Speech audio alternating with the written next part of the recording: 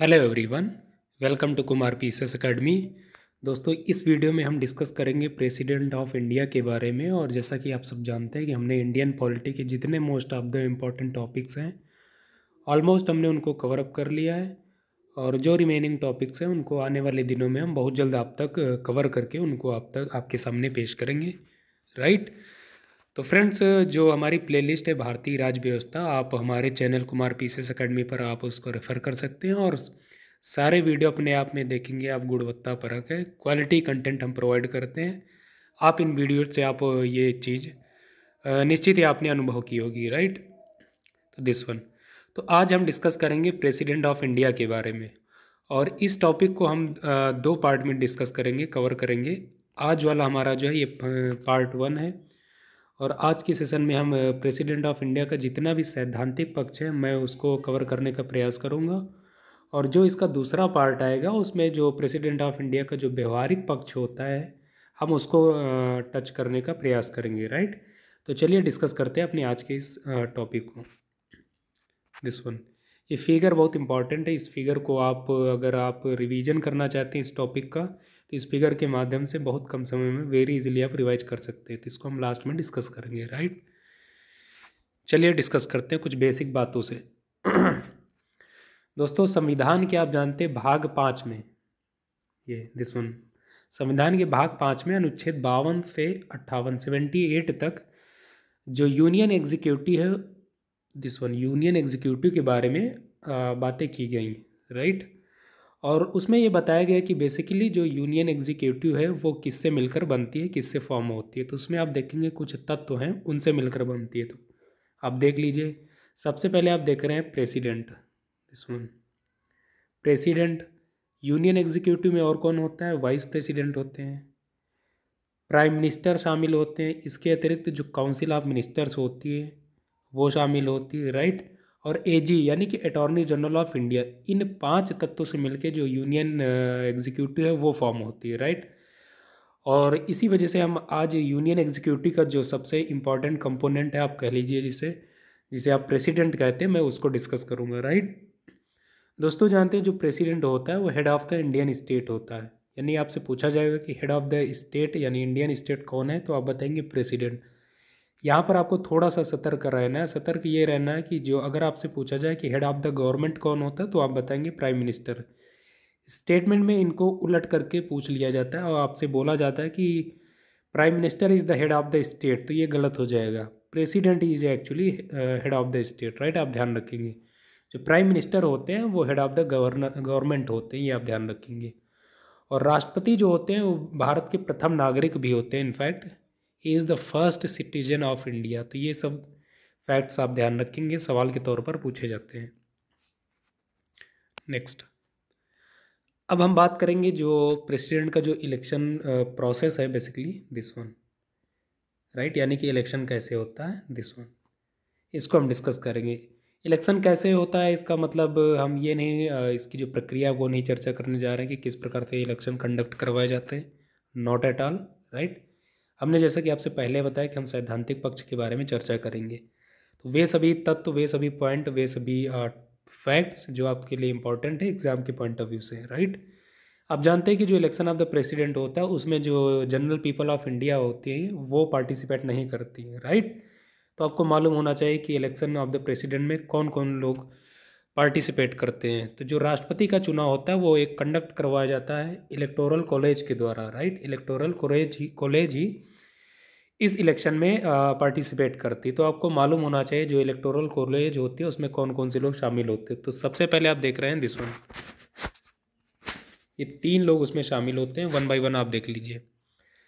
पहले आप देख रहे हैं the elected members of both the houses of parliament, यानी जो आपकी पार्लियामेंट होती है जिसे आप संसद कहते हैं उसके दोनों सदनों के जो इलेक्टेड मेंबर्स होते हैं वो पार्टिसिपेट करते हैं, राइट। इसका मतलब फ्रेंड्स ये हुआ कि दोनों सदनों के जो नॉमिनेटेड सदस्य होते हैं, मेंबर्स होते हैं, वो पार्टिसिपेट नहीं करते हैं। स्पेशली आपको इस पॉइंट पे गौर करना है। दूसरा आपको ध्यान रखना है कि जो the elected members of the legislative assemblies of the states, जो राज्य की जो आप देखेंगे विधायिका होती है उसके जो इलेक्टेड मेंबर्स होते हैं वो पार्टिसिपेट करते हैं। अगेन आपको फिर से यहाँ पर गौर करना है कि राज्य की जो लेजिस्लेटिव काउंसिल होती है उसके मेंबर इसमें पार्टिसिपेट नहीं करते हैं, ना तो नॉमिनेटेड और ना ही जो ऐसे सदस्य होते हैं, कोई भी सदस्य पार्टिसिपेट नहीं करते हैं लेजिस्लेटिव काउंसिल के। सिर्फ और सिर्फ जो आपकी लेजिस्लेटिव असेंबली होती है उसके इलेक्टेड मेंबर ही पार्टिसिपेट करते हैं, आप इसको ध्यान रखेंगे। तीसरा फ्रेंड्स आप देख रहे हैं जो elected members of the legislative assembly of the union territories of Delhi and Puducherry, यानी दिल्ली और पौंडीचेरी, इन दो जो केंद्र शासित प्रदेश हैं इनके जो इलेक्टेड मेंबर्स हैं वो पार्टिसिपेट करते हैं। तो सिंपली फ्रेंड्स आपको ये याद रखना है कि इलेक्शन ऑफ द प्रेसिडेंट में जो लोग पार्टिसिपेट करते हैं वो सबसे पहले आपको ध्यान रखना है कि इलेक्टेड होते हैं, यानी कि आपको अगर कितना भी कंफ्यूज किया जाए कि उसमें नॉमिनेटेड मेंबर्स भी पार्टिसिपेट करते हैं तो आप उस स्टेटमेंट को तुरंत काट देंगे, क्योंकि कोई भी आप देखेंगे किसी भी स्तर पर नॉमिनेटेड जो मेंबर्स होते हैं वो इसमें पार्टिसिपेट नहीं करते हैं, केवल और केवल इलेक्टेड मेंबर्स ही पार्टिसिपेट करते हैं। कहाँ कहाँ के, तो दोनों सदनों के, पार्लियामेंट के, राज्य की जो विधायिका होती है उसके इलेक्टेड मेंबर, और जो केंद्र शासित प्रदेश दिल्ली और पौंडीचेरी है उसके इलेक्टेड मेंबर। तो इतने लोग मिलके जो आप देखेंगे इलेक्टोरल कॉलेज है वो बनती है, और इन्हीं के द्वारा फाइनली आप देखेंगे प्रेसिडेंट का जो इलेक्शन है वो कंडक्ट कर लिया जाता है, राइट, दिस वन। अब हम बात करेंगे कि जो इस पद के लिए यानी प्रेसिडेंट के जो क्वालिफिकेशंस हैं बेसिकली वो क्या होती है, कौन कौन सी होती हैं। तो इनको वन बाय वन देख लीजिए, कैटेगराइज किया गया है यहाँ से। सबसे पहली जो और सबसे बेसिक जो क्वालिफिकेशन है वो ये है कि he should be a citizen of India, उसे भारत का नागरिक होना ही चाहिए, राइट। दूसरा, उसने अपनी आयु जो है वो 35 वर्ष पूरी कर ली हो, यानी कि कम से कम जो आयु है उसकी 35 वर्ष होनी चाहिए। मैक्सिमम आयु की कोई इसमें लिमिट नहीं दी गई है, आपको ध्यान रखना है। अगर आपसे बोला जाएगी कि प्रेसिडेंट के लिए मैक्सिमम आयु जो है एज है 60 या 65 ईयर्स है तो वो गलत, ऐसी किसी भी प्रकार की चर्चा नहीं की गई। तीसरा, आपको ध्यान रखना कि उसे लोकसभा का सदस्य बनने की योग्यता होनी चाहिए उसके पास। इंपॉर्टेंट है, बोला जाता है कि राज्यसभा की, तो वो गलत हो जाएगा, आप ध्यान रखेंगे लोकसभा का सदस्य। चौथी जो इम्पोर्टेंट क्राइटेरिया है इसके क्वालिफिकेशंस के तौर पर वो ये है कि वो किसी भी लाभ के पद पर नहीं होना चाहिए, और ये जो लाभ का पद है वो दोनों स्तरों पर, पहला केंद्र सरकार के स्तर पर और दूसरा राज्य सरकार के स्तर पर, राइट। तीसरा, जो जितनी भी लोकल अथॉरिटीज़ होती है, जो बॉडीज़ होती है, उन सभी स्तरों पर भी उसे किसी भी प्रकार का लाभ के पद पर वो आसीन नहीं होना चाहिए। तो ये कुछ चार जो पॉइंट हमने डिस्कस किए उसकी क्वालिफिकेशंस की कुछ बेसिक बातें हैं जो किसी भी कैंडिडेट को फुलफ़िल करनी ही होती हैं, राइट। नेक्स्ट, अब हम बात करेंगे जो प्रेसिडेंट की जो ओथ होती है, अफर्मेशन होती है बाय द प्रेसिडेंट, वो क्या होती है और बेसिकली कौन उसे एडमिनिस्टर करवाता है, राइट। तो सबसे पहले आपको ध्यान रखना है कि जो ओथ होती है वो बेसिकली आप देखेंगे जो भारत के चीफ जस्टिस ऑफ इंडिया होते हैं, जिन्हें आप CJI कहते हैं, वो एडमिनिस्टर करवाते हैं। कहने का मतलब ये है कि जो राष्ट्रपति हैं उनको शपथ कौन दिलाता है, तो CJI शपथ दिलाते हैं। इनकेस अगर CJI जो अपसेंट हैं तो उनके देखेंगे जो सुप्रीम कोर्ट का जो सीनियर मोस्ट जज होगा वो शपथ दिलाया गया, राइट, ये आपको ध्यान रखना।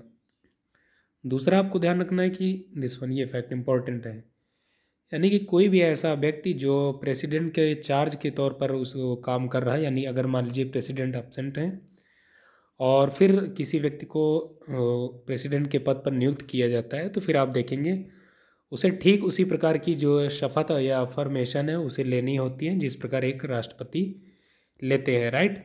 Any other person acting as president or discharging the function of the president also undertakes the similar oath or affirmation, this one. Next, अब हम बात करेंगे कि ये जो प्रेसिडेंट्स ऑफिस होता है उसकी कुछ कंडीशंस होती हैं, बेसिकली वो कंडीशंस क्या होती हैं हम उनको देखेंगे।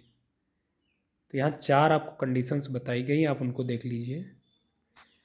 पहली कंडीशन ये है कि जो प्रेसिडेंट का जो आप देखेंगे जो कैंडिडेचर जो अपना साबित करना चाहता है प्रेसिडेंट ऑफिस के लिए, तो वो उसे किसी भी सदन का सदस्य नहीं होना चाहिए, राइट।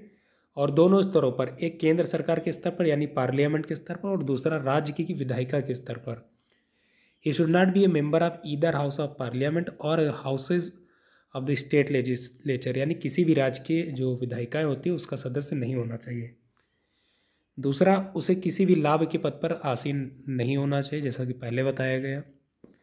तीसरा, उसे आप देखेंगे कुछ विशेष प्रकार की सुख सुविधाएं दी जाती हैं। फॉर एग्जांपल, उसे कुछ ऑफिशियल रेजिडेंस प्रोवाइड किया जाता है जो कि विदाउट पेमेंट ऑफ रेंट होता है। किसी भी प्रकार का उसे रेंट नहीं देना होता है, और उससे रिलेटेड और भी बहुत सारी सुविधाएं दी जाती हैं। सरकारी गाड़ी दी जाती है, बहुत सारी अन्य भी सुविधाएं दी जाती हैं, राइट। आप जानते हैं बेसिकली जो राष्ट्रपति का जो निवास है, जो आप देखेंगे जो उनका रेजिडेंस होता है, उसे आप जानते हैं राष्ट्रपति भवन कहते हैं। This one, Rashtrapati Bhavan, this one, right. इसके अतिरिक्त आप देखेंगे जो राष्ट्रपति होते हैं उन्हें कुछ इस प्रकार की जो उनके जो वेतन और भत्ते और जो कुछ जो सुख सुविधाएं होती हैं वो बेसिकली किसके द्वारा डिटरमाइन की जाती हैं, तो आपको ध्यान रखना है फ्रेंड्स, पार्लियामेंट के द्वारा। फ्रेंड्स ये इंपॉर्टेंट है क्योंकि आपसे स्टेटमेंट में बोला जाता है कि काउंसिल ऑफ मिनिस्टर ये डिटरमाइन करती है, leading by prime minister, right. तो वो गलत होगा, आप ध्यान रखेंगे basically it is determined by parliament of India, आप ध्यान रखेंगे, राइट। नेक्स्ट, अब हम बात करेंगे टर्म एंड टिन्योर, यानी कि जो राष्ट्रपति होते हैं उनका जो टिन्योर कितना होता है, ये चीज़ें आप देख लीजिए। बेसिकली देखेंगे जो प्रेसिडेंट होते हैं वो 5 साल के लिए अपने पद पर आसीन होते हैं, राइट। कब से? जब से वो अपने पद की शपथ ले लेते हैं तब से।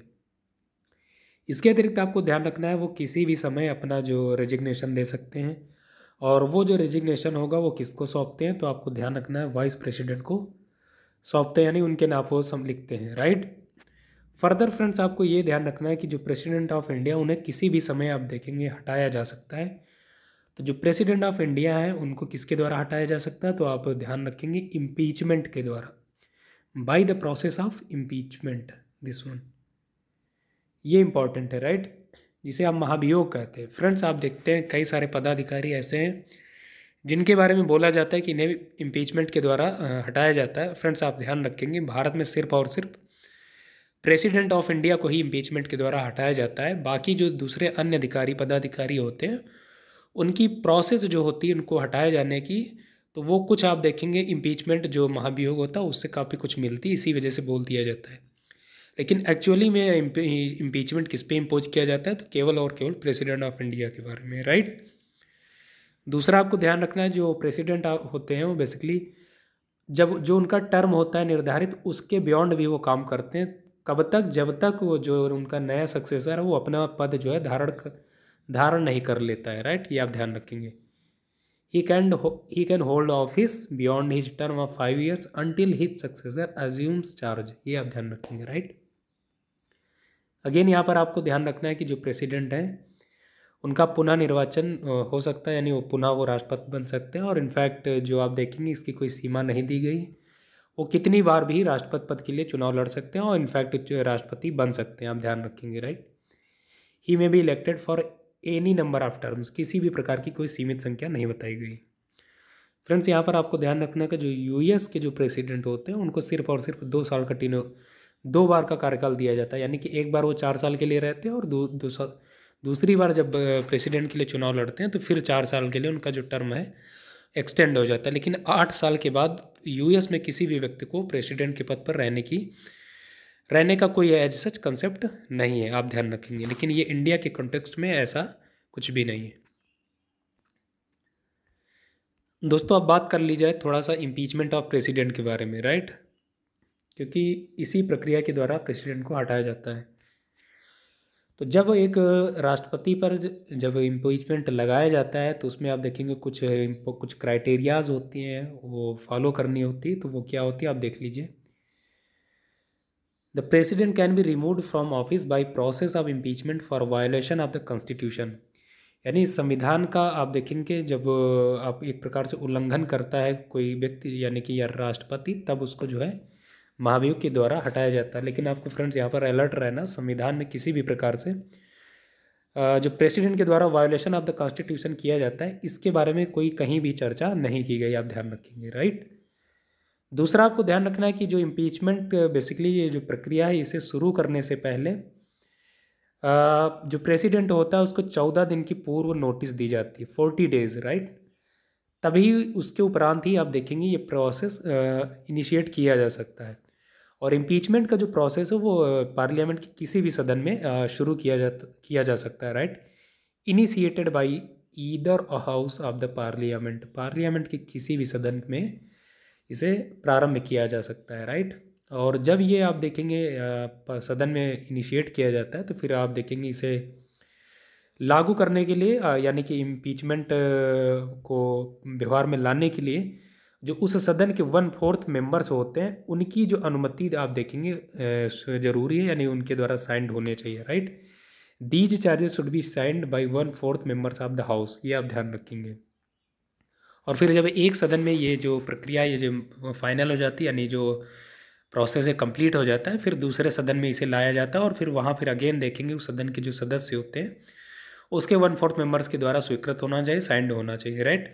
उसके उपरांत आप देखेंगे जो इम्पीचमेंट की प्रक्रिया है वो फुलफिल हो जाती है और फाइनली फिर उसके बाद आप देखेंगे जो प्रेसिडेंट होते हैं उनको जो है उनके पद से हटाया जाता है, राइट।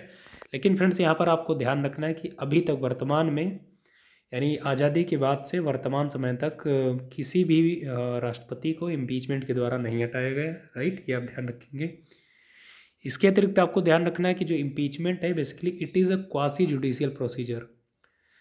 दोस्तों हमने किसी वीडियो में डिस्कस किया था कि एक्चुअली में क्वासी जुडिशियल प्रोसेस क्या होते हैं, राइट, प्रोसीजर्स क्या होते हैं। आप जानते हैं कि इम्पीचमेंट पूरी की पूरी एक न्यायिक प्रक्रिया नहीं। अगर आपसे स्टेटमेंट में बोला जाए कि इम्पीचमेंट एक न्यायिक प्रक्रिया है तो गलत। क्यों? क्योंकि जो इम्पीचमेंट है ये एक अर्ध न्यायिक प्रक्रिया है, इसीलिए यहाँ पर स्पेशली हाईलाइटेड किया गया है कि it is a quasi judicial process, right, आप ध्यान रखेंगे। नेक्स्ट, और इम्पीचमेंट के संदर्भ में आपको कुछ यहाँ पर दो तथ्य जरूर ध्यान रखने हैं हमेशा, right. In this context 2 things should be noted, हमेशा आपको ध्यान रखनी। पहला क्या है, ये बहुत इंपॉर्टेंट फैक्ट्स है फ्रेंड, दिस वन। दोस्तों जब इम्पीचमेंट शुरू किया जाता है एक सदन में तो उसमें आप देखेंगे जो नॉमिनेटेड मेंबर होते हैं वो भी पार्टिसिपेट करते हैं, राइट, ये। लेकिन आप जानते हैं कि जो प्रेसिडेंट का जब इलेक्शन होता है तो उसमें जो नॉमिनेटेड मेंबर होते हैं सदन के वो पार्टिसिपेट नहीं करते, लेकिन इसके रिमूवल में यानी इम्पीचमेंट के समय जो nominated members of the house होते हैं वो पार्टिसिपेट करते हैं। सबसे पहली बात आपको ये ध्यान रखनी है। दूसरा फैक्ट ये जो कम महत्वपूर्ण नहीं है मेरे हिसाब से, वो ये है कि जो स्टेट की लेजिस्लेटिव असेंबलीज़ के जो सदस्य होते हैं या जो केंद्र शासित प्रदेश दिल्ली और पौंडीचेरी के जो सदस्य होते हैं वो प्रेसिडेंट के रिमूवल में वो पार्टिसिपेट नहीं करते हैं। फ्रेंड्स जोर दिया जा रहा है, वो प्रेसिडेंट के रिमूवल में यानी कि इम्पीचमेंट में पार्टिसिपेट नहीं करते हैं। हाउ एवर आप जानते हैं कि वो प्रेसिडेंट के इलेक्शन में पार्टिसिपेट करते हैं, राइट, ये आप ध्यान रखेंगे। दोस्तों इन्हीं दो फैक्ट्स से आप देखेंगे सवाल बनाया जाता है यूपीएससी में और आपको इस प्रकार से उलझा दिया जाता है कि आप सुलझ नहीं पाते हैं एग्जामिनेशन हॉल में। तो दोस्तों आप उलझे ना, बस आप उसके लिए आपको इतना ध्यान रखना है कि जब प्रेसिडेंट का इलेक्शन होता है उसमें आप देखेंगे सिर्फ और सिर्फ इलेक्टेड मेंबर पार्टिसिपेट करते हैं, लेकिन जब रिमूवल होता है तो उसमें इलेक्टेड के साथ साथ जो नॉमिनेटेड मेंबर्स होते हैं वो भी पार्टिसिपेट करते हैं।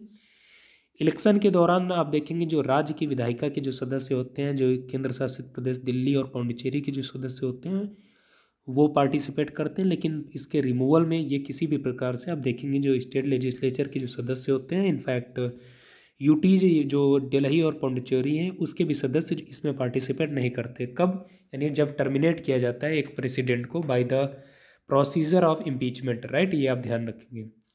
और जैसा कि पहले आपसे बताया गया कि अभी तक वर्तमान समय तक किसी भी प्रेसिडेंट को इम्पीचमेंट के द्वारा नहीं हटाया गया, राइट, यानी कि no president has so far impeached, this one important है, आप ध्यान रखेंगे, राइट। सो फ्रेंड्स आज की इस वीडियो में हमने प्रेसिडेंट ऑफ इंडिया को कवर करने का प्रयास किया। फ्रेंड कवर क्या किया हमने, अभी उसे केवल टटोला ही है और टटोलने का मेरा एक ही उद्देश्य है। जैसा कि हमने पहले आपसे बताया कि इस वीडियो में हमने जो सैद्धांतिक पक्ष हैं हमने उनको कवर किए हैं, राइट। अब जो दूसरा पार्ट इसका जो आएगा आपको जो प्रदान किया जाएगा उसमें जो इसके प्रेसिडेंट के पद से रिलेटेड जो व्यवहारिक बातें हैं, जो उसकी पावर्स होती है, शक्तियाँ होती हैं, जो और भी रिलेटेड चीज़ें हैं उनको कवर किया जाएगा, राइट। तो फ्रेंड्स इस वीडियो में हमने जैसा कि आपसे पहले बताया था कि ये पिक बहुत इंपॉर्टेंट है रिवीजन के लिए, आप यहाँ से देख सकते हैं, क्विक रिवीजन के लिए बहुत महत्वपूर्ण है। और ये पिक आप देखेंगे, इसमें सबसे पहले आपको बताया गया आर्टिकल 52 में president of India, there shall be a president of India. 53 में संविधान के अनुच्छेद 53 में एग्जीक्यूटिव पावर्स बताई गई, राइट, और वो किस में होंगी, तो प्रेसिडेंट में होंगी। आर्टिकल 54 में इसके इलेक्शन के बारे में बताया गया और किसके द्वारा होगा, इलेक्टोरल कॉलेज के द्वारा होगा, ये चीज़ें आप ध्यान रखेंगे। अनुच्छेद 55 में इसका प्रोसेस ऑफ इलेक्शन बताया गया है, राइट। अनुच्छेद 56 में इसका जो टेन्योर का जो टर्म होता है वो बताया गया है, तो आप देख जानते हैं 5 साल का होता है। 57 में ये बताया गया कि ही इज़ एलिजिबल फॉर री इलेक्शन, ये राइट, ये आप ध्यान रखेंगे। 58 में इसकी क्वालिफिकेशन से रिलेटेड बातें बताई गई। 59 में आप देखेंगे कुछ इसके ऑफिस से रिलेटेड जो कंडीशंस होते हैं जो हमने चर्चा की वो बताई गई। तो ये कुछ इंपॉर्टेंट आर्टिकल्स है related to president of India, जो इस पिक के माध्यम से आप वेरी क्विकली आप उनको रिवाइज कर सकते हैं, राइट।